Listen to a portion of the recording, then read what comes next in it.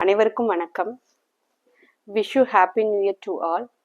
இந்த புத்தாண்டு உங்க எல்லார் வாழ்க்கையிலும் அமைதியும் ஆரோக்கியமும் இருக்கணும்னு நான் இறைவனிடம் வேண்டிக்கிறேன்.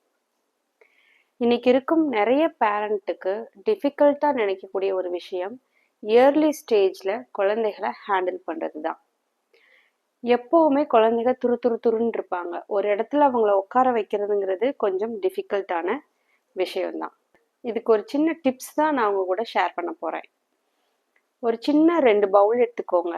அதில் கிரைன்ஸ் கொஞ்சம் ரைஸ் எல்லாம் மிக்ஸ் பண்ணி வச்சிருங்க. அது இன்னொரு பவுலில் ஒன்றா எடுத்து அவங்கள ட்ரான்ஸ்ஃபர் பண்ண சொல்லுங்கள். ஸோ ஃபர்ஸ்ட் இது எதுக்கு ஹெல்ப் பண்ணும் அப்படின்னா, குழந்தைகளை ஒரு இடத்துல கொஞ்ச நேரம் கான்சென்ட்ரேட்டோட உட்கார்றதுக்கு ஹெல்ப் பண்ணும். ஹேண்ட் ஐ கோஆர்டினேஷன் இம்ப்ரூவ் ஆகும்.